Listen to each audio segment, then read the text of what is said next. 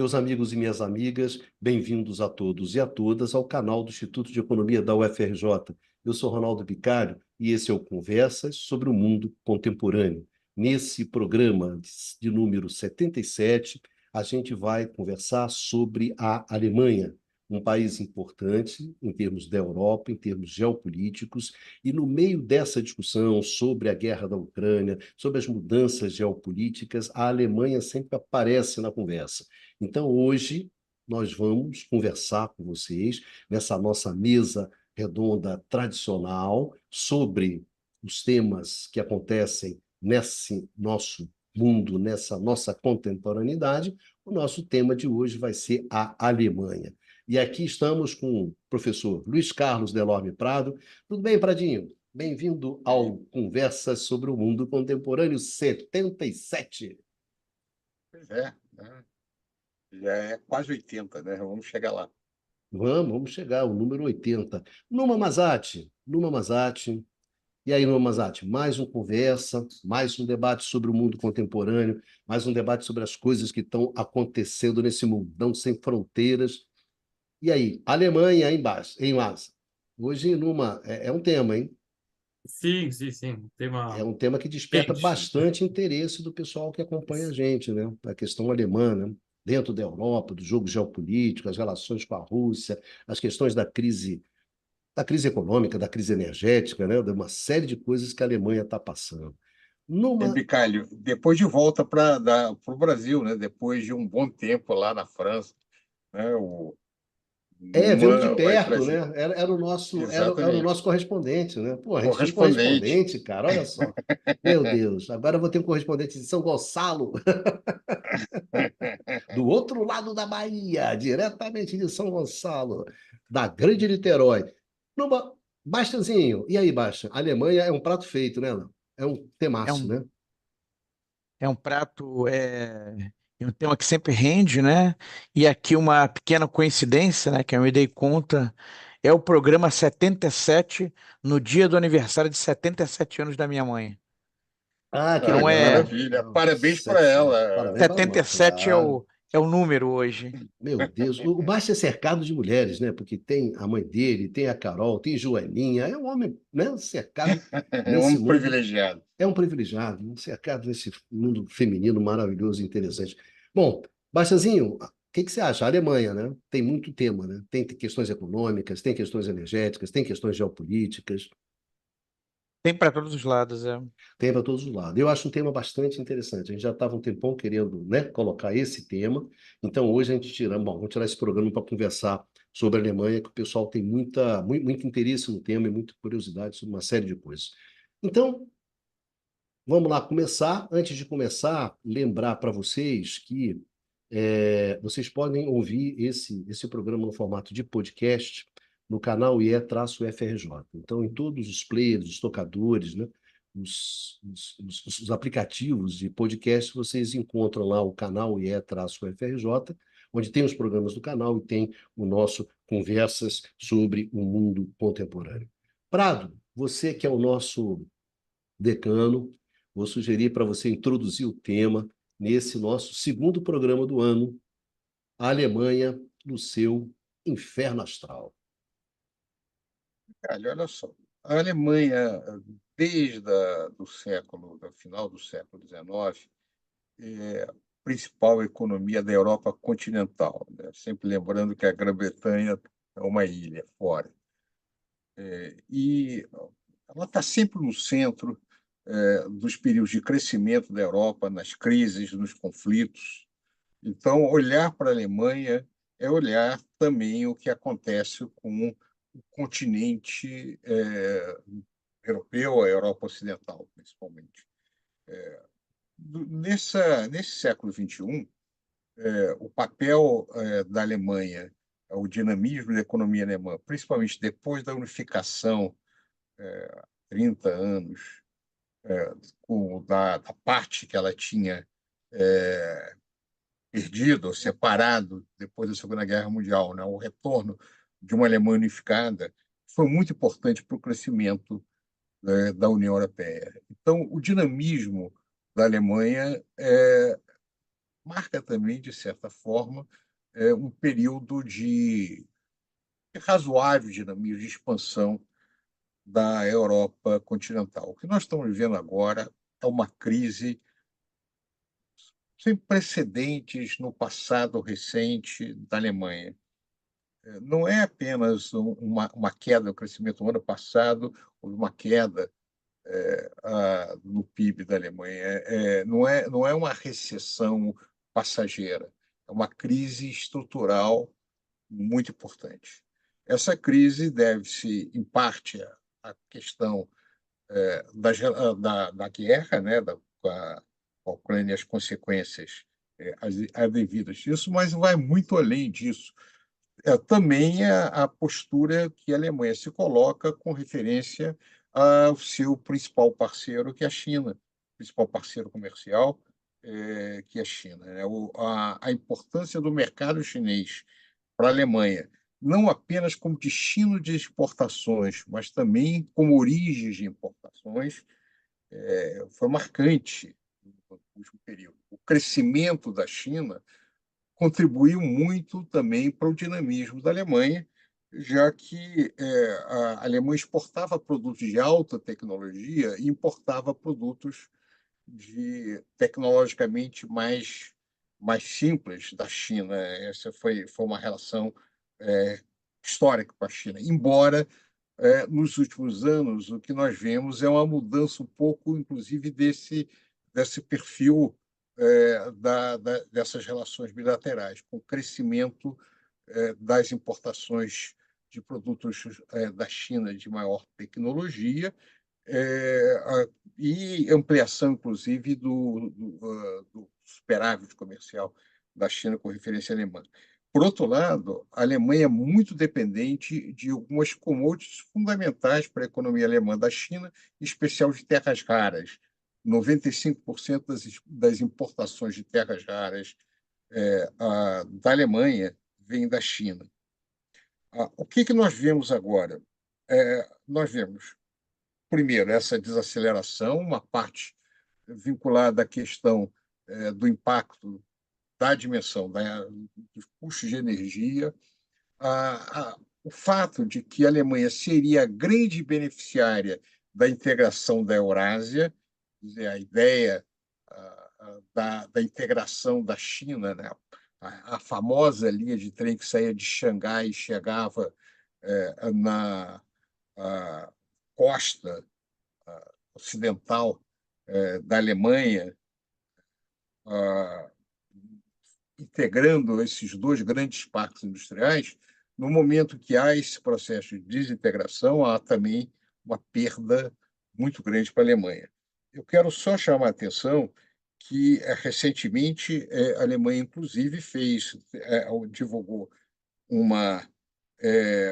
documento sobre as suas relações com a China, onde chama a China de parceira e adversário estratégico, que mostra, a meu ver, uma cegueira muito difícil de ser compreendida da elite alemã com referência ao papel da China, né?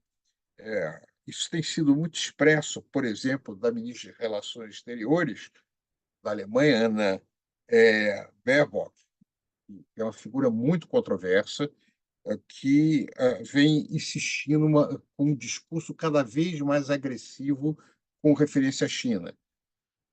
Então, a saída, já que a Alemanha, o papel do comércio exterior é muito importante, o outro grande economia que poderia ser uma alternativa à China seria os Estados Unidos. Só que a relação americana com a China vem se dando de uma maneira que prejudica a Alemanha, porque os Estados Unidos vêm com uma política de atração de indústrias, de reindustrialização, que um dos grandes prejudicados é a Alemanha dentro desse contexto. Então, para dar partida ao debate, eu vejo a crise alemã como uma crise da União Europeia também, vejo a crise alemã uma parcela não trivial devida à falta de visão de suas elites, o potencial da integração Alemanha-Eurásia, Alemanha-China, parece que está sendo jogado fora, ou pelo menos reduzindo o papel que isso teria. Obviamente, o aumento do custo de energia nas questões ligadas com a Rússia é um dos elementos desse processo, e eu não consigo ver quem possa substituir esse papel. A minha visão é que os Estados Unidos não cumprirá esse papel como alternativa para o escoamento dos produtos alemães na mesma escala do que a China era, e também como fonte de importação de alguns produtos que só a China poderia fazer. Esse impasse, eu entendo, deve ser exatamente o centro da discussão sobre a situação atual da Alemanha, já o papel do comércio exterior no dinamismo da economia alemã. Acho que isso vamos botar como ponto de partida. Claro que a União Europeia é o grande destino das exportações da Alemanha fora, que a China está fora da União Europeia, né? É um comércio distinto, mas eu acho que dificilmente a União Europeia isoladamente, ou os Estados Unidos isoladamente, substituiria em dinamismo essas relações Eurásia-Alemanha. Além disso, há uma série de questões internas na Alemanha que eu acho que nós podemos discutir aqui adiante, depois, como o Baixa e o Numa fizerem também suas colocações iniciais. Numa, essa questão alemã, ela tem muitas dimensões e que vai além, né, da questão simplesmente da dimensão energética, né, da crise da energia, simplesmente. Quer dizer, me parece que a própria economia alemã, né, tem questões que são questões estruturais que estão em andamento, e isso sem contar, vamos deixar para uma segunda parte, no final do programa, toda a dimensão política, né, associada à questão do crescimento. Para começar nessa primeira rodada aqui com a questão econômica, tem questões que são bastante estruturais, né, que atingem o coração da indústria alemã, das qualificações, das capacitações alemãs, a inserção da Alemanha no mercado, né, nas cadeias produtivas, sua função na globalização. Ou seja, não, só começar essa pergunta fazendo uma provocação contigo, quer dizer, vai além da questão simplesmente da energia ou de cortar o Nord Stream e fechar o gasoduto, digamos assim, o gasoduto que, né, o gás que vinha da Rússia, né? A Alemanha já tinha, digamos assim, já estava em algumas encrencas anteriores à questão da. Só para lembrar o pessoal, porque às vezes vira tudo isso, né? Ah, não, foi a questão do negócio da energia, desenvolvimento do gás. Fala, Numinha, você que acompanhou isso de perto, principalmente no último ano, que foi um debate intenso, onde estava a Alemanha, estava a Europa, estava uma série de coisas discutindo aí, e essa questão que eu acho que é importante, muito importante, o que está acontecendo na economia alemã, né? Os desafios da economia alemã, que eu acho que são interessantes. Está mutado, meu filho? Pois é, se a gente for olhar o desempenho da economia alemã no período mais recente, voltando, aliás, no período pós-reunificação, ou seja, pós-90, a gente vê que o crescimento alemão nunca foi muito elevado. Tá? Na década de 90, a gente tem uma média de crescimento anual de 1,8%. Na década de 2000, esse crescimento médio anual cai para 0,8%. E a década mais bem-sucedida em termos de desempenho, assim, em termos de crescimento econômico, seria a década de 2010, onde o crescimento alemão ficou um pouco abaixo de 2% de média anual. Tá?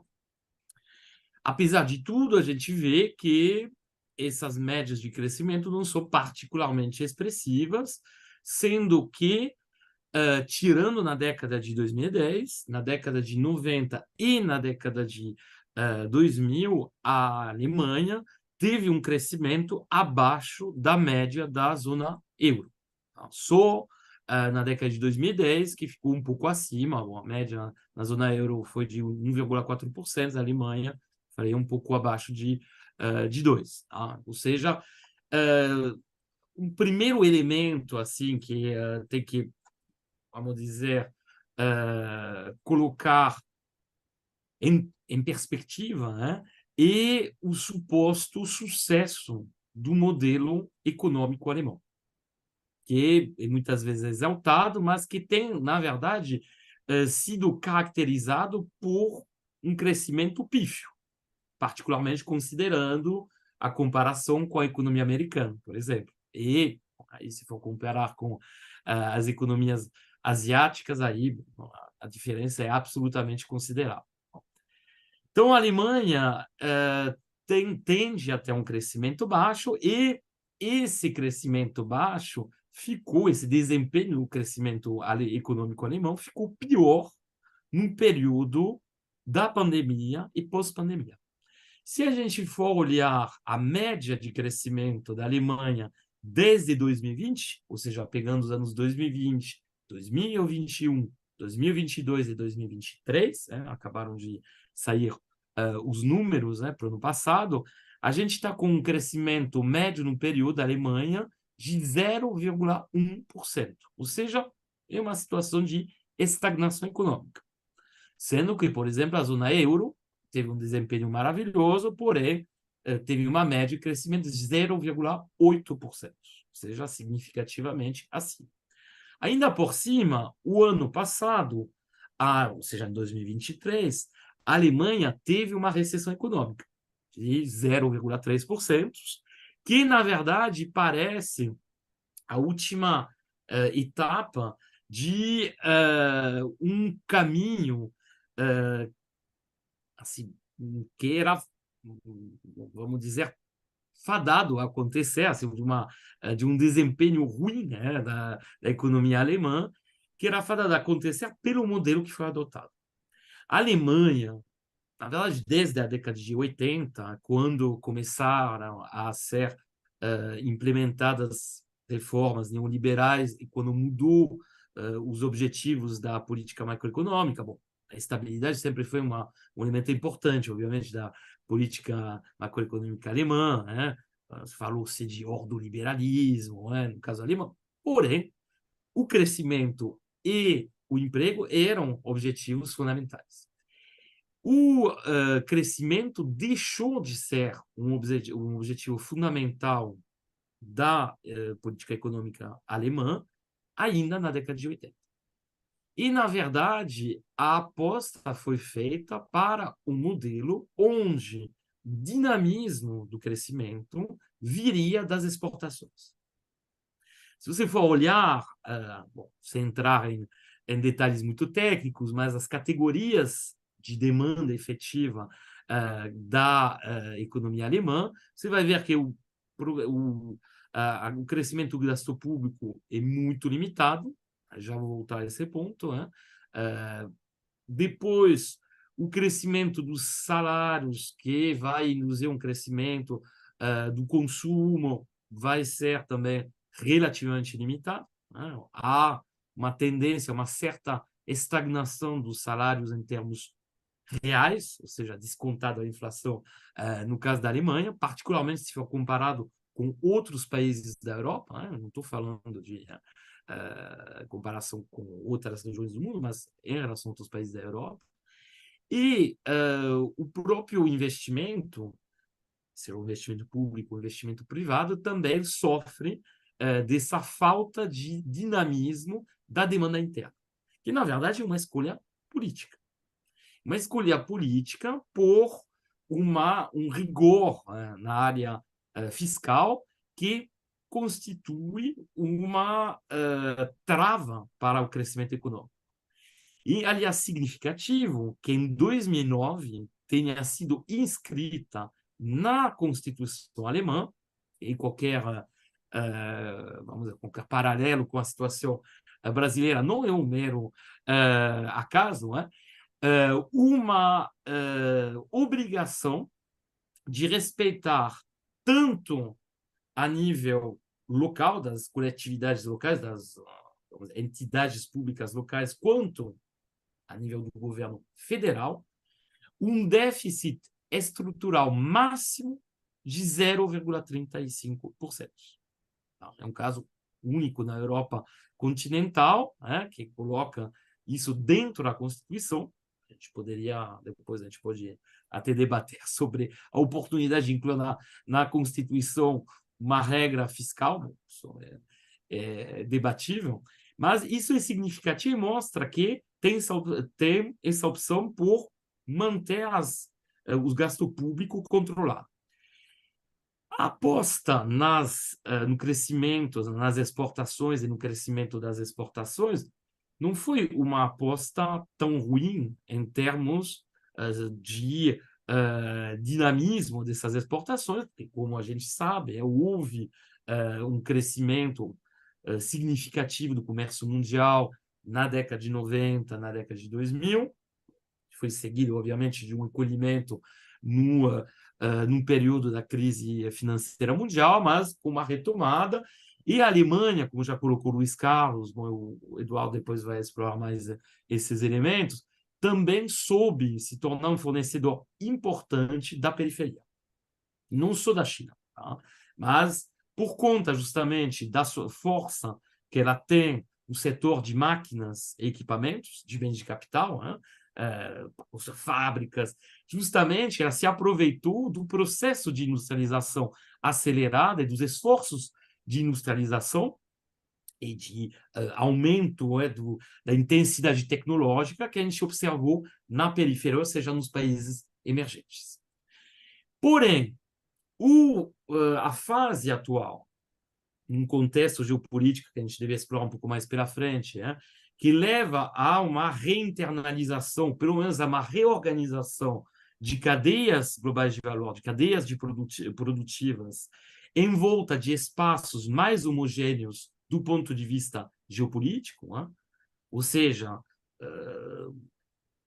tentando não depender de nações, de países que são potencialmente antagônicos do ponto de vista geopolítico, e algo que, obviamente, atrapalha a Alemanha. Tá? E a escolha muito significativa, depois da pandemia, de uma retomada desse caminho, vamos dizer, desse foco na ortodoxia fiscal, que escolheu a Alemanha, e mais um elemento que explica por que a Alemanha não está crescendo. A demanda interna não está crescendo. Você tem, ainda por cima, uma opção do governo por isso, ou seja, o chanceler Scholz já afirmou em várias oportunidades, que seja no final do ano passado, no início desse ano, que, de fato, a Alemanha vai ter um desempenho pífio em termos de crescimento pelos próximos anos, pelo menos até 2026, tá? E tudo isso em nome de uma estabilidade macroeconômica, ou seja, de uma retomada do controle sobre a inflação e de uma retomada do controle sobre as contas públicas. Só que, e aí vou concluir minha fala com esses elementos, quando a gente entrar mais no detalhe, as coisas são um pouco mais complicadas. Porque no período da pandemia, por exemplo, houve, em 2020, uma negociação do governo, a coalizão do governo atual, para conseguir que haja um déficit excepcional por conta da excepcionalidade da situação da pandemia. Além disso, o governo alemão começou a utilizar os chamados orçamentos fantasmas, que, na verdade, são fundos que aí, juridicamente, não vou entrar em detalhes, mas não entram no orçamento, são extra-orçamento e que seriam constituídos em nome de objetivos, vamos dizer, superiores ou em resposta a emergências absolutas. Houve um fundo, por exemplo, para a luta contra os efeitos econômicos da pandemia, em 2020. Houve a criação de outro fundo para a parte militar, ainda em 2020. Tá? Depois, esses esses fundos evoluíram, esse fundo pandemia, que na verdade onde tinha, cujo orçamento não foi inteiramente gasto, mais de 60 bi não foram gastos, esses 60 bi foram repassados para um fundo meio ambiente, para a transição energética. E aí é interessante porque esse fundo de 60 bi, novo fundo energético de meio ambiente, ele, na verdade, ele foi retocado pela Corte Constitucional alemã no final do ano passado, em novembro. A Corte Constitucional falou que esse fundo, na verdade, não tinha por que existir, que ele deveria ser reintegrado no orçamento e, portanto, que o governo estava com um problema, porque tinha construído seu orçamento em função disso.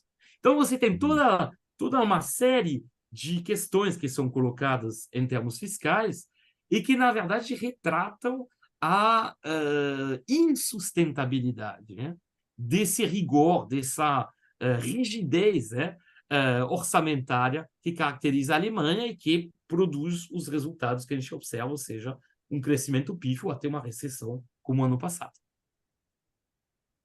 Valeu, Numa. Inclusive, Numa, eu estava lendo que a Alemanha ela quer deter o controle completo das suas linhas de transmissão, porque ela considera que isso é essencial dentro da transição energética. Tem uma parte dessa transmissão que pertence aos holandeses, a uma empresa estatal holandesa. E eles estão justamente negociando a compra disso e estão fechando isso agora, essa semana, na próxima semana. Mas eles iam justamente usar um desses fundos, que a Suprema falou, não, esse fundo não pode. Aí Baixozinho, o que acontece?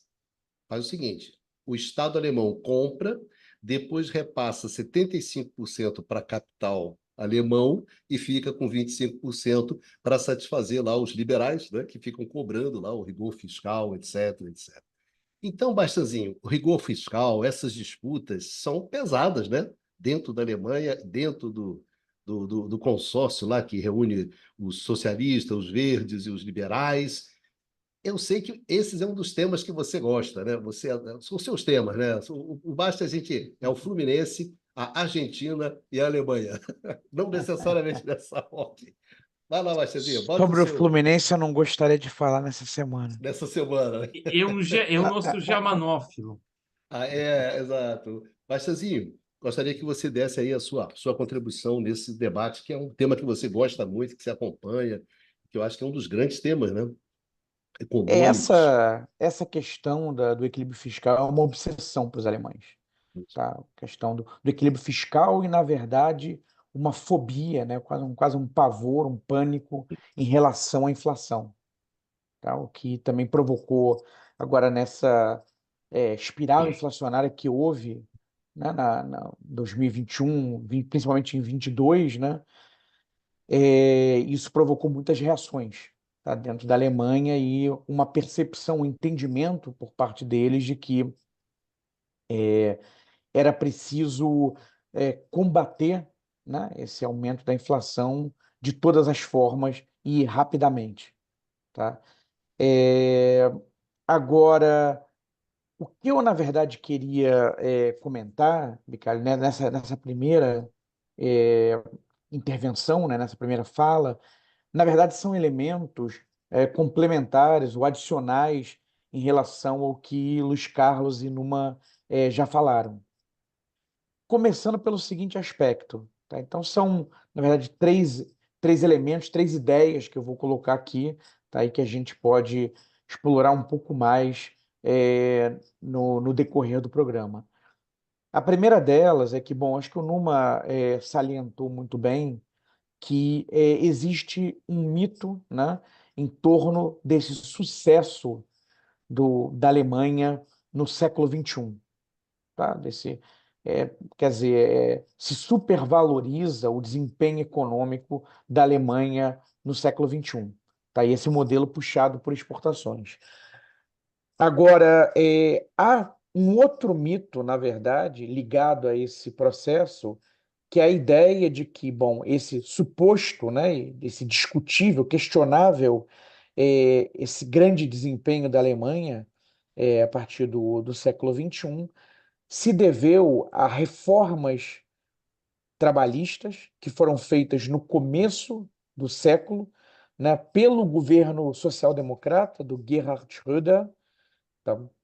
Que foram reformas no mercado de trabalho e que acabaram, na realidade, é, flexibilizando, né, provocando flexibilização no mercado de trabalho e quase que criando, né, um mercado de trabalho dual, né, em que há os funcionários, os empregados, que têm uma série de direitos, tá, seguindo o que era a prática comum na Alemanha, então, pelo menos desde o pós-guerra, e, por outro lado, um grupo de trabalhadores precarizados. Mas o argumento é que foi levantado, tá? É, isso a gente encontra na grande maioria das análises sobre o desempenho alemão das últimas décadas, é atribuir, né, a competitividade das exportações, quer dizer, primeiro a ideia de que a Alemanha teve um muito bom desempenho do ponto de vista do crescimento econômico, que esse crescimento econômico se deveu à dinâmica das exportações, tá? E que, na verdade, o bom desempenho, esse boom exportador, seria explicado pela redução de custos associada a essas reformas trabalhistas, tá? E, na realidade, eu não vou me deter muito aqui sobre isso, a gente já tratei desse tema em outras oportunidades quando a gente abordou a Alemanha, mas o que realmente foi importante, né, do ponto de vista de custo, de competitividade, foi o deslocamento de unidades fabris da Alemanha para o leste europeu, em particular para a Polônia, onde você tem uma mão de obra de qualidade e mais barata, tá? Então, isso não seria fruto da reforma trabalhista que flexibilizou o mercado de trabalho alemão. Tá? Então, essa é uma primeira observação que eu queria fazer, esse é um adendo, né, ao que já foi colocado pelos outros participantes. Tá? O segundo ponto diz respeito ao desempenho, ao comércio exterior, tá? Desempenho do comércio exterior alemão recente. Tá? Olhando agora os dados de 2023, né? A China permanece sendo o principal parceiro comercial da Alemanha, tá? Mas a diferença para o segundo colocado, que é os Estados Unidos, caiu muito em relação a 2022, tá? Então, quer dizer, a comparação de um ano contra outro é uma comparação que não permite grandes conclusões, quer dizer, é preciso ter é, uma série mais longa, né? Quer dizer, ter um olhar um pouco mais, ter algum distanciamento, tá? Para perceber se isso realmente reflete uma tendência, digamos, de desembarque em relação à China, tá? Mas é notável que houve uma queda de 9% das exportações alemãs para a China, tá? E uma queda de 20% das importações alemãs, né? Das importações de produtos chineses por parte dos alemães. Tá? Então, olhando agora essa conjuntura, né? Quer dizer, olhando o curtíssimo prazo, é, esse é o movimento que se observa. Pegando de uma perspectiva um pouco mais longa, tem ocorrido uma redução, né, isso já de alguns anos, das exportações de bens de capital, quer dizer, de máquinas e equipamentos alemães para a China. Tá? E esse é um ponto importante, tá? Que a China era um destino muito importante dessas exportações alemães de bens de capital. Agora, dito isso, há um elemento interessante, tá? Se por um lado faz 8 anos que a China é o principal parceiro comercial da Alemanha, quer dizer, quando a gente fala parceiro comercial, está levando em conta exportações e importações. Quando se observam os destinos, quando se observa o destino das exportações chinesas, quer dizer, para quem que a China exporta mais, limitando a análise às exportações chinesas para o resto do mundo, não é a China o principal comprador de produtos chineses, tá? São os Estados Unidos. Aí, desde 2015, pelo menos, tem sido os Estados Unidos, tá? Então, é um elemento quando o Luiz Carlos colocou sobre quer dizer, esse movimento do governo chinês, tá? Desculpa, do governo alemão, né, de distanciamento em relação à China. Esse é um movimento que vem desde enfim, da invasão, ou pelo menos mais claramente, desde a invasão da Ucrânia pela Rússia, né, um rompimento realmente com a Rússia e uma sinalização de afastamento em relação à China. E o Luiz Carlos colocou a questão de será que dá para apostar nos Estados Unidos como alternativa à China? Tá? Eu não vou responder a essa pergunta, tá? Até porque tem um dado que eu não consegui apurar, que é o perfil das exportações alemães para os Estados Unidos. Quer dizer, o que a Alemanha vende para os Estados Unidos, tá? Comparativamente ao que ela vende para a China, tá?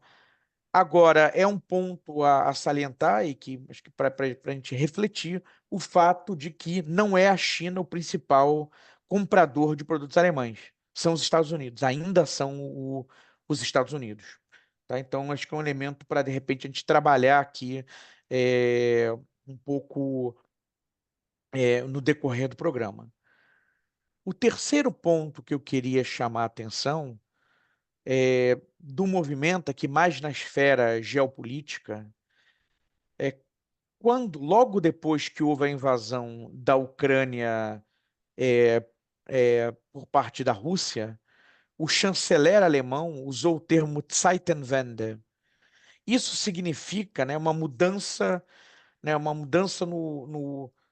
nos tempos, né? No fundo, é a ideia de uma virada de chave, uma grande virada de chave, uma mudança de 180 graus. Tá? E isso, na verdade, é a reversão de uma política que se iniciou ainda na Guerra Fria por um outro chanceler do Partido Social Democrata, que foi o Willy Brandt, que fez justamente uma política de aproximação com o leste europeu, e em particular com a União Soviética. Tá? E essa proximidade se aprofundou, né, depois, claro, da queda do Muro de Berlim, da implosão da União Soviética, e mais recentemente nos governos da Angela Merkel. Eu não vou entrar na questão, no lado na dinâmica energética, tá? Em relação a esse movimento, mas eu queria chamar isso, acho que o Bicalho de repente pode fazer algumas considerações. Agora, o que eu gostaria de chamar a atenção é dessa preocupação, do meu ponto de vista aqui, que estou longe, né, no sul global, tá, exacerbada com uma eventual ameaça russa para a Europa, é que a Alemanha começou um movimento, tá, de remilitarização. Tá? As forças armadas alemãs ainda são bastante obsoletas, né? Não estão longe de ter uma pujança. Tá? Houve um relatório recente divulgado pela comissária para assuntos ligados a essa reestruturação das Forças Armadas, e algumas coisas são até um pouco chocantes, né? Que eles usam fax ainda nas Forças Armadas alemãs, tá? Mas, de todo modo, foi liberado no ano de 2023. A Alemanha gastou os 2% do PIB, são estabelecidos ali dentro, no contexto da OTAN, coisa que não vinha fazendo. Houve a liberação justamente de amplas verbas até 2027 para uma reestruturação ação das Forças Armadas Alemãs. Tá? Não está claro que vai vir depois de 2027, mas, de todo modo, é algo que causa um certo sobressalto esse movimento, um movimento de, ainda que engatinhando, mas um movimento de remilitarização da Alemanha. E, em particular, também, né, no momento em que a extrema-direita se fortalece no país. Então, são esses três elementos que eu queria aqui trazer ao debate. Obrigado, Baixam, sobre essa questão da energia, eu gostaria de fazer uma pequena intervenção, que é o seguinte: esse tema aparece muito, né? Que é a questão da crise energética, da questão com a Rússia, mas, quer dizer, eu acompanho essa questão da transição energética na Alemanha há muito tempo, porque a Alemanha sempre foi uma referência, etc. E a gente acompanha. Pelo menos nos últimos 10 anos tem acompanhado bastante. Eu acho que o que acontece é o seguinte: a Alemanha, ela apostou na transição. Ela apostou na transição, mas com determinados atenuantes. O primeiro atenuante era o nuclear, que ele abandonou em 2011 em função do que aconteceu em Fukushima. Um outro atenuante, evidentemente, que era o gás russo, que eles abandonaram agora em 2022 em função justamente da guerra. E tem um terceiro atenuante, que é a energia elétrica barata que os franceses levam para a Alemanha dentro do contexto do marco do mercado elétrico europeu, e que também está tendo mais restrições por parte dos franceses. Então, o que Nuclear, né? acontece? A transição ela é um processo extremamente difícil, não é fácil, pleno de incertezas, riscos, conflitos, impasses, e a retirada do nuclear, do gás russo, colocou a Alemanha no coração desses impasses da transição.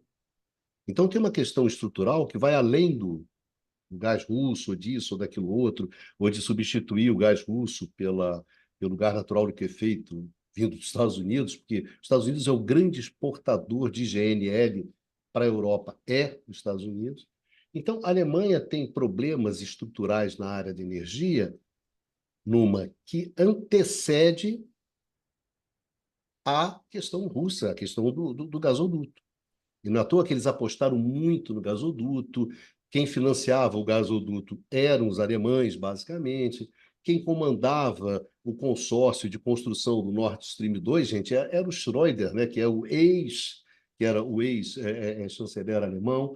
Enfim, então eu acho que essa questão ela tem que ser não é que ela é relativizada, mas tem um papel de apostas alemãs que transcende a questão simplesmente não, aí foi tudo porque o gás interrompeu, etc, etc. Ou seja, a questão energética alemã é estrutural, antecede a questão russa e é uma questão bastante complicada e que gera hoje na Alemanha bastante conflitos, bastante impasses e bastante disputas, né, políticas. Né? Então era só esse comentário e a gente vai fazer um curto-circuito na próxima quinta-feira, o nosso programa lá, que a gente vai discutir só sobre a Olha, crise do mercado elétrico, fazer o meu jabá aqui, né, do mercado Vai fazer elétrico publicidade europeu. aqui na. Vou fazer, como o Dudu fazia com o Diário da Crise, né? Fazer um pouco isso, que aí a gente discute essa questão da energia assim, de uma forma mais específica.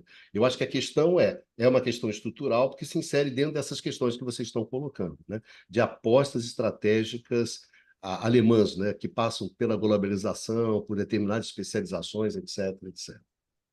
então, sejamos justos com Não o vamos Dudu. perder, Ele não vamos perder também. muito tempo com a questão energética, Isso. porque ela tem que ser Sejamos só relativizada. justos com o Dudu, porque ele também divulgava conversas no Diário da Crise. Sim, claro. Dudu, um beijão para Dudu lá, morrendo de saudade. Numa, você Deixa eu. queria falar, né? Eu me lembro que você pediu a palavra aqui. Pois é, só uma pequena observação em relação ao que você acabou de colocar. Sim, isso é muito importante, né?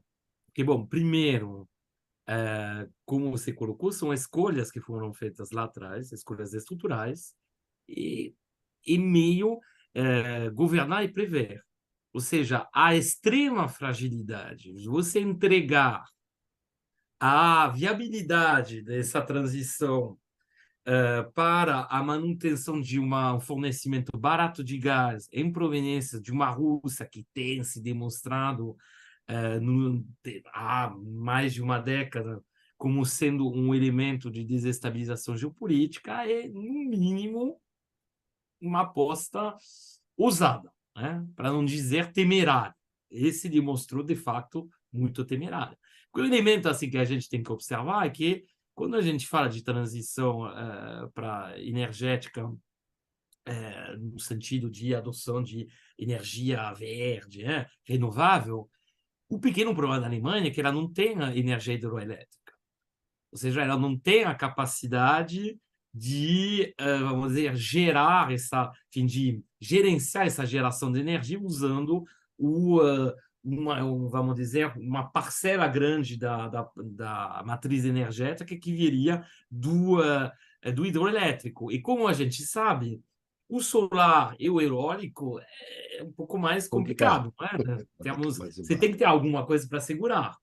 E aí a escolha concomitante pelo abandono do nuclear, lá também se demonstrou problemática. E é muito significativo que nessa última COP, o nuclear, apesar de tudo, seja integrado como um elemento fundamental numa transição energética. Para você ver, os alemães apostam no nuclear dos franceses, né? Na prática é isso. Que tudo é uma questão política. De fato, houve vamos dizer, uma força política muito, obviamente, influenciada pelo acidente de Fukushima, né? Mas que hoje, por exemplo, não é mais tão claro.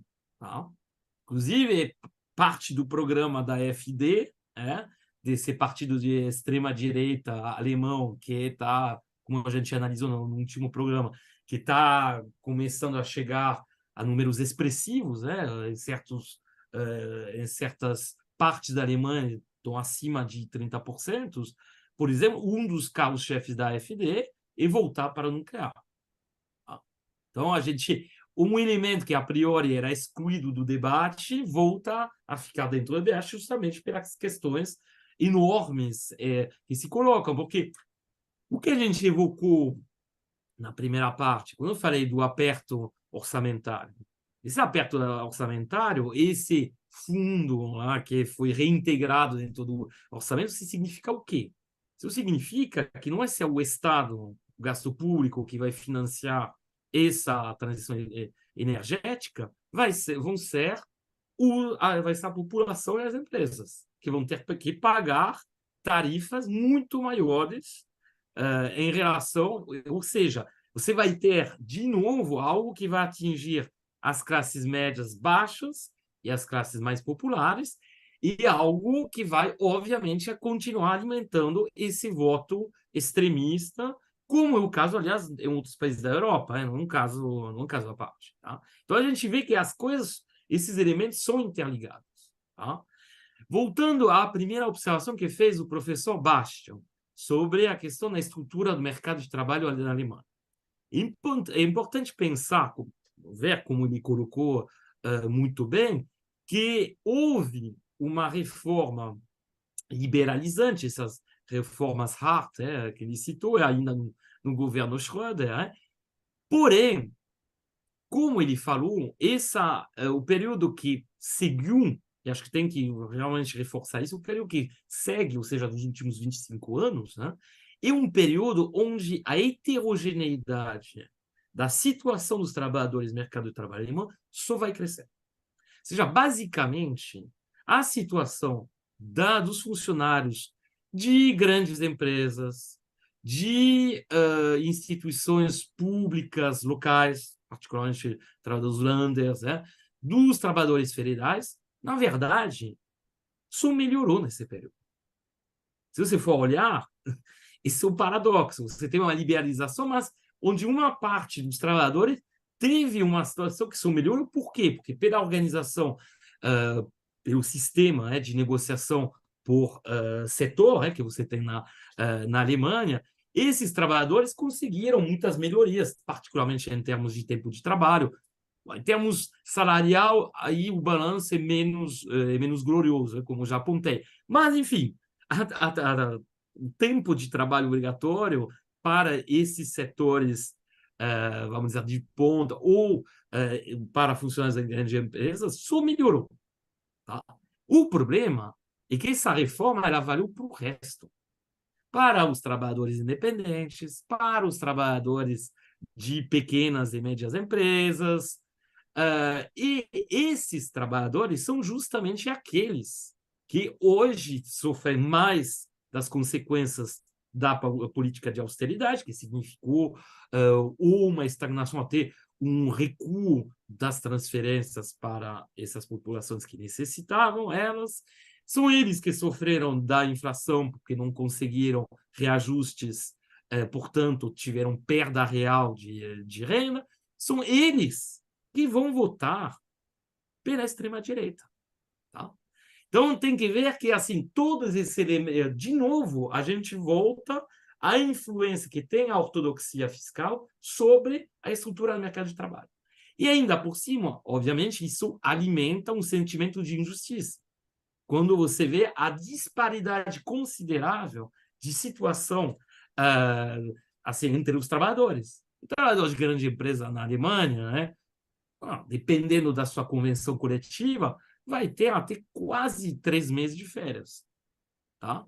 Enquanto o trabalhador normal vai ter 1 mês, olha lá. Você vai ter também uma série de vantagens, acesso à creche, etc., que vão ser também reservados a esses trabalhadores, entre aspas, de elite. Tá?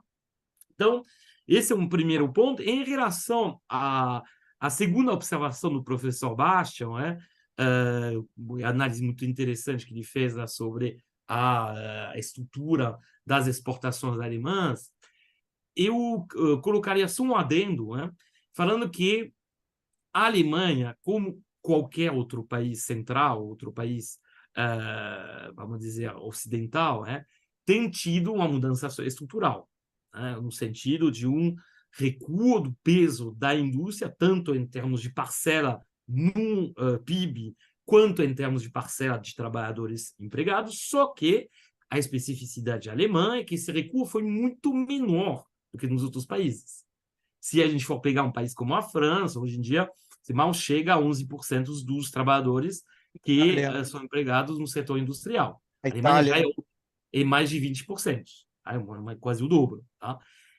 Só que a Alemanha também está passando por essa fase. E o que é interessante ver é que você tem um setor de serviço de alto valor adicionado na Alemanha que tem ganhado muita força. Inclusive, com a importância de regiões que entraram primeiro numa fase de problemas industriais, como a Ruhr. Se você for olhar, Dortmund, por exemplo, é muito mais conhecida em geral pelo futebol do que pela parte econômica. Depois da falência da Röstl, que é a grande empresa local, favoreceu o crescimento de múltiplas empresas pequenas e médias no setor de serviço de alto valor adicionado, que seja de engenharia, que seja de consultoria, que seja de informática. Um dos campeões mundiais, por exemplo, que, aliás, participou muito desse crescimento, desse operacional das cadeias globais de valor, vem da Alemanha, tá? Que é a SAP.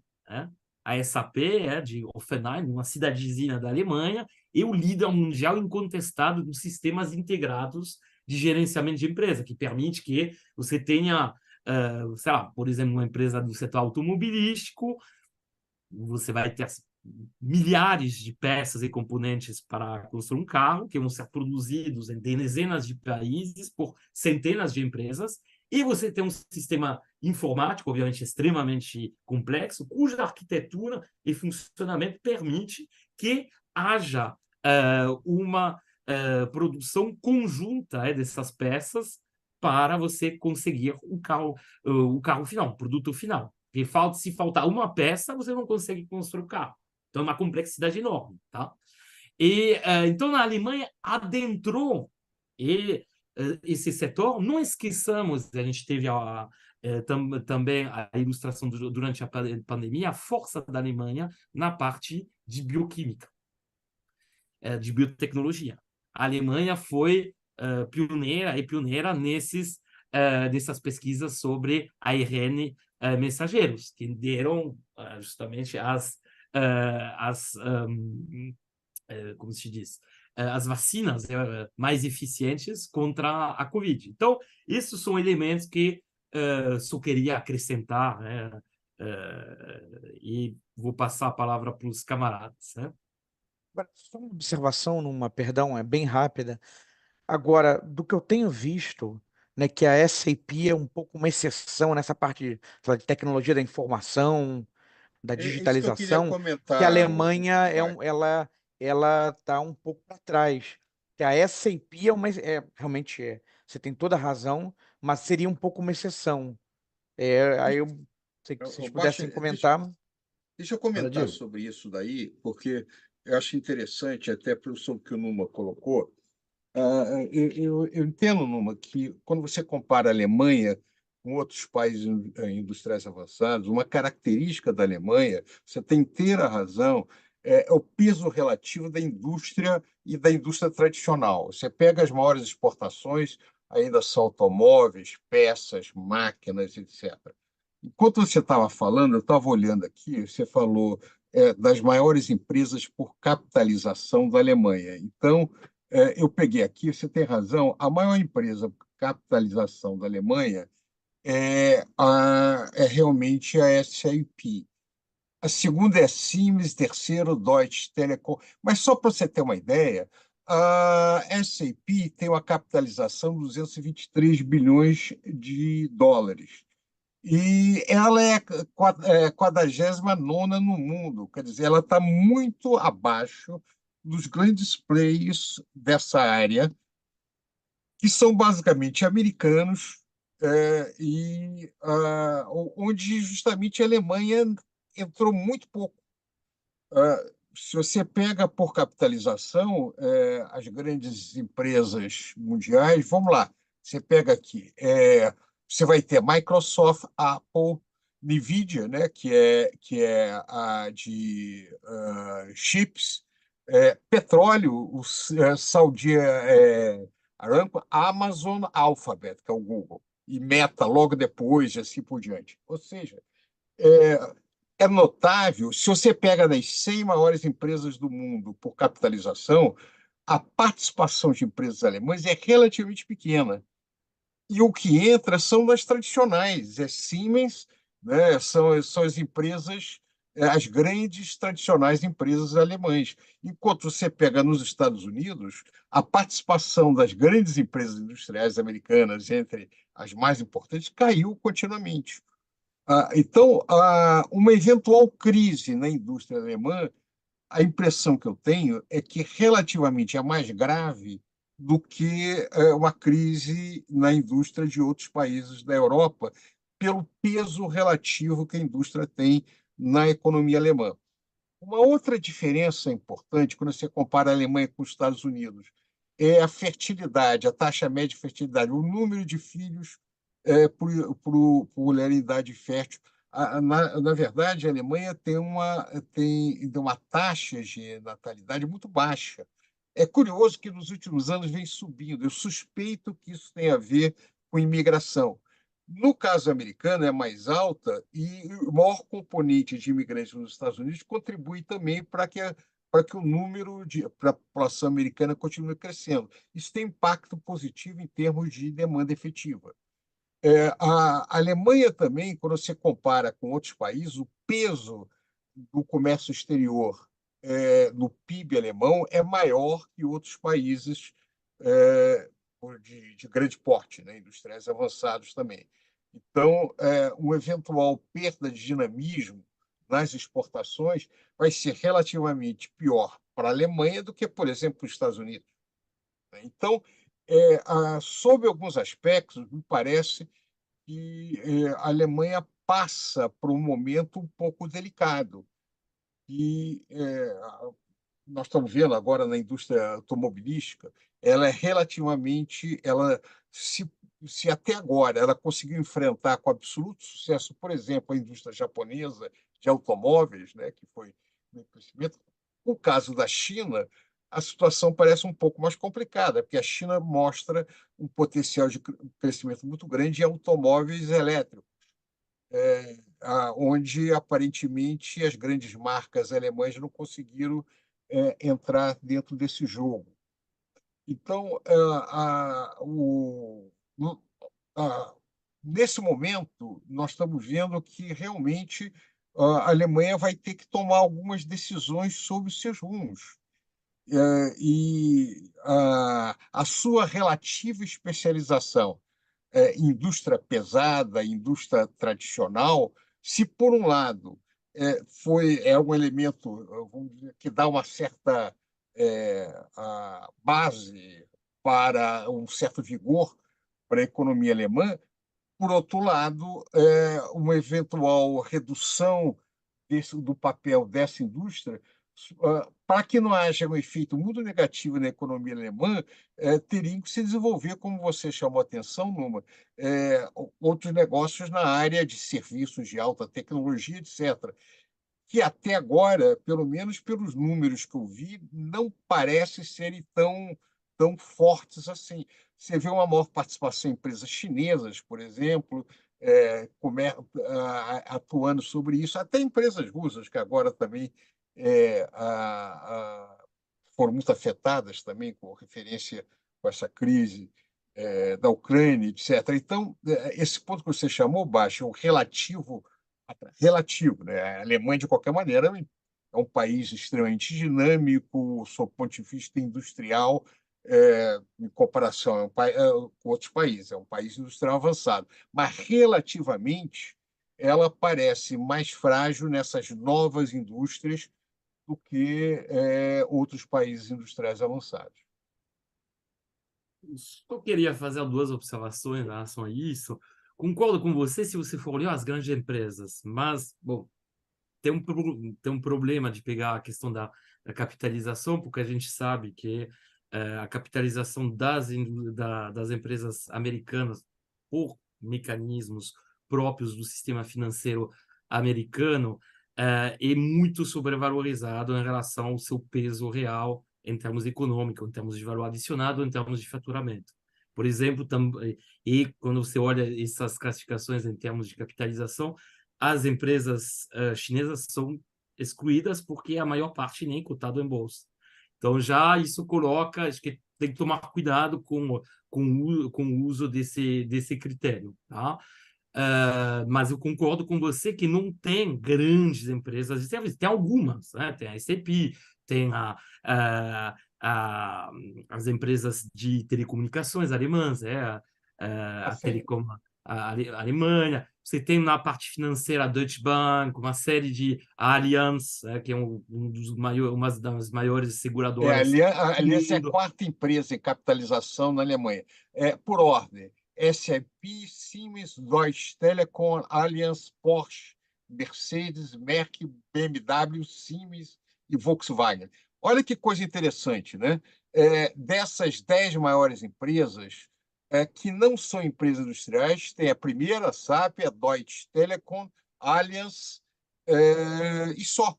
São basicamente Pois é, mas 60% dessa empresa aí acho industriais. que o que sempre é interessante, se a gente for olhar os países ocidentais, na verdade, se a gente for olhar a economia mundial, os Estados Unidos, por ter sido pioneiro nessas empresas de serviço, de telecomunicação, ligadas também à informática, né, que seja As empresas sistema, digitais, as eles plataformas exercem uma digitais. dominação absoluta. Então, a aposta alemã, como eu coloquei antes, hoje, inclusive em termos de estímulo, etc., empresas de pequeno, médio porte, que vão se colocar em nichos. Que, na verdade, fora dos Estados Unidos, tirando alguns exemplos de sucesso, tem pouquíssimas empresas, pelo menos nos países ocidentais, que conseguem atingir um grande porte, porque simplesmente as empresas americanas já ocuparam. E têm assim uma barreira, vamos dizer, à entrada de difusão, elas já ocuparam o espaço. Tá? Você não vai ter uma nova Microsoft, uma Microsoft alemã ou francesa. Teve tentativas, inclusive, a nível da União Europeia, de tentar, por exemplo, criar uma espécie de Google europeu. Até hoje fracassaram, tá? Porque pela difusão enorme que já atingiram essas empresas pioneiras americanas, realmente você tem essa dificuldade. A China consegue ocupar esses espaços até porque ela se fecha, ela cria barreiras à entrada dessas empresas na China. E como o mercado chinês é composto de quase 1,5 bilhão de pessoas e com um crescente poder aquisitivo, você consegue ter uma escala que leva essas empresas a atingir um tamanho comparável àquele das empresas americanas. Mas a aposta alemã, como vai ser, aliás, o caso das políticas públicas no Reino Unido, na França, ou até na Itália e na Espanha, vai ser sempre pressionar nesses nichos, tá? Então, acho que isso é, de facto, e complementar da explicação que você colocou, e que está certa, de fato, não tem muitos mastodontes em termos de serviço na economia alemã. Aí, a segunda observação, e será a última antes de passar a palavra para o nosso Bicalho, é relacionada justamente à questão da, vamos dizer, da necessidade de uma mudança na estrutura, vamos dizer, do sistema tecnológico de inovação alemão. Tá? Esse sistema funcionou, provavelmente, entre os países fora dos Estados Unidos, foi o que melhor funcionou com o francês, muito diferente do francês. O francês é muito centralizado, o alemão era descentralizado. Então, você tinha, tradicionalmente, empresas que faziam parcerias com universidades locais ou instituições de pesquisa nacionais, como o Max Planck Institute, por exemplo, e que tentavam integrar um pouco, bastante próximo, em última instância, do sistema americano. Só que o problema é que a sustentabilidade desse sistema de inovação depende de investimento público. As empresas privadas repassam recursos, obviamente, para os laboratórios, centros de pesquisa das universidades, porém, isso é muito insuficiente para o funcionamento dessas instituições. E, na verdade, haveria necessidade, isso foi identificado por uma série, bom, especialmente a gente tem estudos Eduardo, me ajuda, a instituição, a fundação que é ligada ao SPD, é a Konrad Adenauer, né? Não, Adenauer é do Adenauer Friedrich Ebert. Friedrich Ebert. A Friedrich Ebert. Bom, então, por exemplo, Adenauer é ligado você ao tem CDU. então, um estudo dessa Friedrich Ebert que coloca que haveria necessidade de investir nos próximos, um estudo no ano retrasado, mas até 2030, ou seja, uma espécie de 8 anos, mais de 100 bilhões de euros extra, em relação aos orçamentos já existentes, nesse sistema de inovação nacional, por parte do Estado. E, obviamente, as restrições, a gente volta ao mesmo problema, as restrições orçamentárias atuais impedem isso. Então, na verdade, se a gente for pensar, a Alemanha corre o risco de perder, ou pelo menos assim, de não conseguir acompanhar essa corrida tecnológica por conta da falta de investimento público. Numa, deixa eu só fazer um comentário aqui, que é uma coisa que me preocupa na questão política alemã recente, é que a Alemanha vem aumentando muito, como você mesmo colocou, vem sinalizando que vai aumentar investimento na área militar. De início, isso implica importações dos Estados Unidos, porque ela não tem uma base muito grande dentro dela. Muito provavelmente, isso vai começar a mudar, ela vai começar a criar essa base, e isso, tradicionalmente, os países usam a questão da segurança nacional como uma forma de sair dos tetos dos limites de gasto. nós estamos vendo isso claramente, inclusive na questão dos bondes europeus, né, que a Alemanha era contra, mas agora, com a questão da ameaça russa, se fala de novo em se lançar eurobonds para financiar a militarização, a reconstrução de uma defesa europeia, ou nos países europeus, etc. Se, por um lado, eu acho que é perfeitamente plausível imaginar uma retomada do crescimento alemão pelo gasto militar, por outro lado, me preocupa muito, né? Quando eu vejo o caso da Alemanha ou Japão, para falar em outro país, aumentando o gasto militar, eu me lembro sempre a questão de alcoólatras. Você nunca deve convidar para tomar uma bebidinha que é só uma vez, é só um pouquinho, porque você sempre corre o risco dessas pessoas voltarem às velhas práticas. Então, eu sinceramente vejo com muita preocupação uma retomada de crescimento industrial da Alemanha via militar, né, pelo histórico do país e todas as Isso coisas pode começar a associadas criar para isso. tensões com a França, né? Com a França e seja lá mais o quê, né? Você volta a ter uma ameaça de um processo de uma Alemanha que, nos últimos 100 anos, toda vez que aumenta os seus gastos militares, há um crescimento muito rápido do militarismo no país. Então, isso é um fator geopolítico, mas que tem ligações com a dinâmica da economia muito forte. Bom, senhores, eu vou aqui fazendo a minha função de âncora, né, de colocar um ponto nessa discussão, porque essa discussão ela tem uma série de desdobramentos. Tem todas essas, tem todo desdobramento geopolítico que a gente podia discutir aqui.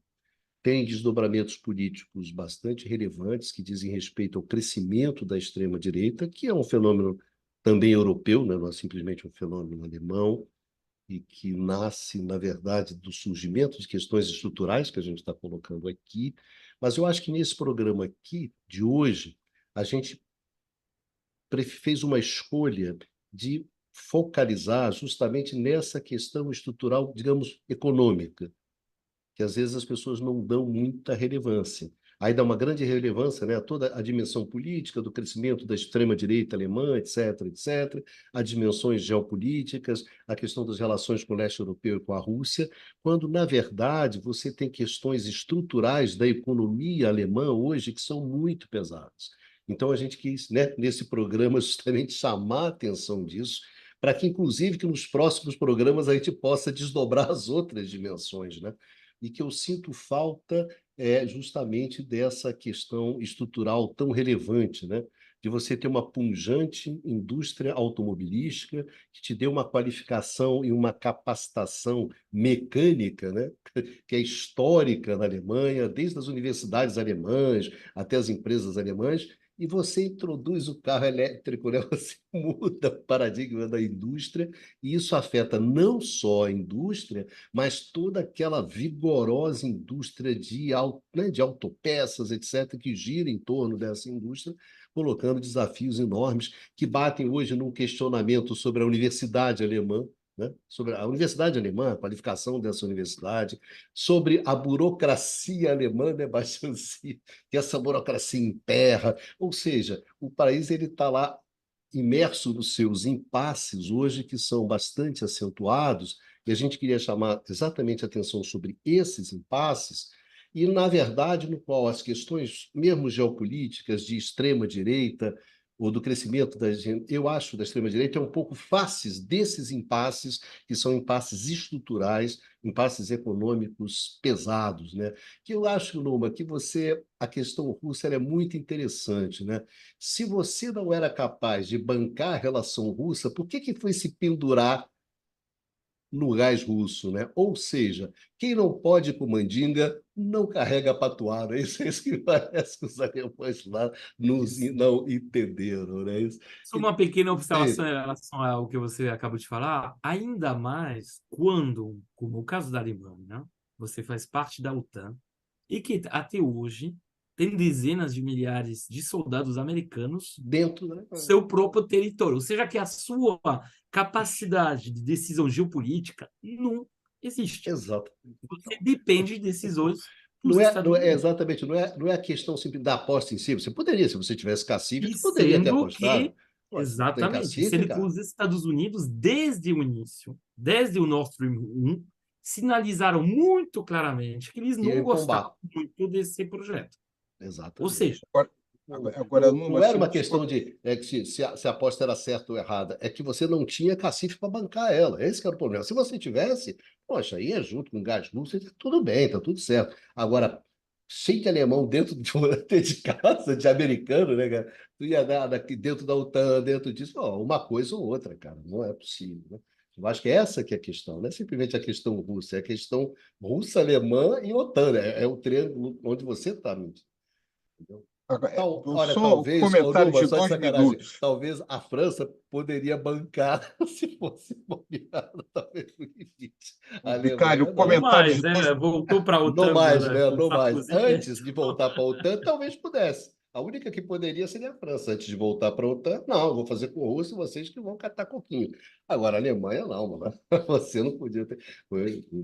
Agora, um comentário de 2 minutos. Eu acho essa uma falsa prisão, porque esses soldados americanos da OTAN que estão até lá, na verdade, não pode fazer muito. Eu já vi várias vezes o argumento, porque se mantém ainda a ocupação da Europa com a presença de soldados americanos, mas, na verdade, esses soldados também não têm autonomia de fazer qualquer coisa. Imagina, não consigo imaginar um cenário dos Estados Unidos usando essa base militar para, de alguma maneira, Mas, ameaçar a própria mas Alemanha. não é isso, Aí claro. é A uma questão, não, prisão, não, é uma para. escolha da Alemanha Não, nesse sentido. digamos assim, é o tipo de relação que você tem, né? Com quem você está Claro. dormindo. Porque não tem base americana na França, tem? Eu acho que é com quem você dorme, então, pelo amor de Deus. Então, não é que os Agora, soldados, mas mostra a natureza da sua relação, né? a É isso. questão geopolítica da Alemanha é a dificuldade dela. Ao mesmo tempo em que você vê na imprensa alemã que a Rússia está derrotada, é frágil, etc., eles temem um eventual avanço da Rússia com referência à Europa. É completamente contraditório. Mas, de qualquer maneira, isso é um outro programa, não é Esse é outro este programa, programa. né? Isso a gente vai ficar devendo pro pessoal. Hoje a gente ficou só no econômico aqui, que já é Ou bastante seja, coisa. voltaremos à Alemanha. Voltaremos, claro. Assim como voltaremos à Argentina, né? Não tem como Não, Não voltar. é voltaremos a isso, né? Na tudo. verdade, é sintomático, né? Quer dizer, quando o país começa a aparecer muito, é porque há problemas, né? Ou você está bombando, né? Ou seu time é o melhor time, ou você Isso, está em crise. isso, São as duas maneiras. isso, Ou você está com isso, um timaço, tá batendo um bolão, aí só dá você, ou que tu tá numa draga, né? Isso não tem jeito. Senhores, não, vou botar um ponto Só final aqui, queria senão fazer essa uma conversa. última Tá, vai, observação. Lu, a última, hein, Lu? Uma Só tem última fominha, que é observação, muito é fominha aqui. verdade. Ele Que em voltou relação animado da Europa. É, à colocação muito interessante, Luiz Carlos, em relação ao setor militar industrial. Tá? Luiz Carlos está certíssimo. O setor militar industrial tem uma Então, uma capacidade coisa, não, vai ser breve mesmo, né? Assim, só para garantir. de alavancar, sim, claro, numa, de no breve. alavancagem tecnológica para todo o sistema produtivo, bom, cuja melhor ilustração são os Estados Unidos, tá? O único problema no caso da Alemanha é a questão da emergência. E aí os primeiros índices que a gente tem, e aí como colocou muito bem o Luiz Carlos e também anteriormente o Eduardo, é que a Alemanha perdeu não tem uma base de defesa completa. Ela está presente em alguns setores específicos, blindados. Ela faz parte, através da EAIDS, desse consórcio europeu com a França também, que produz, obviamente, que assim, participa, pelo menos, da produção de aviões destinados ao combate, de aviões de guerra. O problema é que a emergência geopolítica, e o fato que, pelo menos a percepção é que há uma ameaça imediata, faz com que tenha sido privilegiada até agora a encomenda direta para os Estados Unidos ou para outros países da OTAN, a França, por exemplo, de armas, sem, na verdade, pensassem ainda arquitetar a reconstituição de um setor militar industrial. Tem duas razões para isso. Como eu falei, a emergência geopolítica, e tem também o fato que a constituição de um sistema produtivo nessa área demora muito tempo. Se a gente for, por exemplo, olhar o exemplo do chinês, a China demorou, e que tinha uma base industrial de defesa já, né? Mas demorou muito, e ainda está meio atrasada, inclusive, em muitos setores dessa indústria bélica.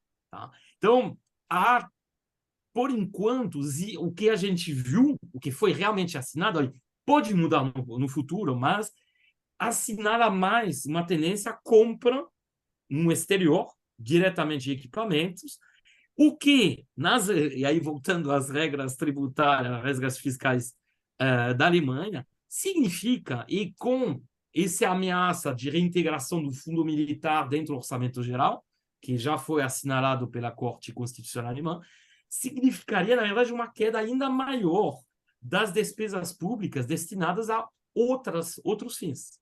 Tudo isso, por exemplo, transferências sociais, mas também política industrial, também investimento na transição ecológica, etc. Então, a gente volta ao mesmo problema. Tá? E concluindo, o melhor exemplo disso é que havia um projeto que devia ser, aliás, bastante avançado, porque tem um dinheiro que foi gasto já nisso, na parte de estudo, né?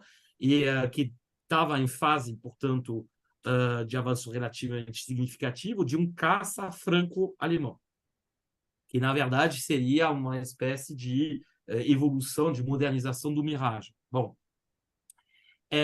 o problema é que esse projeto, na verdade, meio que foi colocado debaixo do tapete. A França, inclusive, assumiu a parte do orçamento desse projeto que seria da Alemanha, então foi escrito. Então a gente está falando de algo que tem consequência real. Por quê? Porque a Alemanha fez encomenda de F-35 americanos. Fez já 2 encomendas grandes. Ou seja, vamos ver o que vai acontecer. Como colocou o Luiz Carlos, seria o caminho, seria uma forma de driblar o aperto orçamentário. Porém, tem sinais que mostram que, infelizmente, isso provavelmente não deve acontecer, pelo menos imediatamente. Então, era só essa pequena... É isso, terminando. Bastanzinho, a Alemanha é aquela SAF que precisa melhorar o time e o dono não quer botar dinheiro. Aí, mano, não tem como sair. Tá fazendo uma analogia entre o Textor e o Não, Scholz o Texor bota dinheiro. Quem não bota é o Ronaldinho lá na SAF do do Cruzeiro, é que Cruzeiro. não bota dinheiro. O Texor bota grana. E justiça seja feita. Botou 200 milhões no Botafogo nos últimos anos, dois anos. Então, botou grana. Né? Não sei se botou direito, mas botou. Senhores, um abração, um agradecimento enorme aos nossos amigos e às nossas amigas que nos acompanharam nesse debate, que se a gente não bota o ponto final aqui, vai toda a vida, mas não precisa, né? Não precisa ir toda a vida, porque daqui a 15 dias a gente volta, então a gente continua, né? Então, queria agradecer muito a todos vocês e a todos, e a gente vai se encontrar aqui no canal do Instituto de Economia da UFRJ no próximo Conversas sobre o Mundo Contemporâneo, com esse pessoal aqui que está muito afim de conversar esse ano, né? Esse ano o pessoal está animado para conversar. Se não botar um ponto no final nisso aqui, isso vai de horas e horas nessa conversa. Um beijão em todos, em todas, vida que segue e vamos em frente. Se cuidem.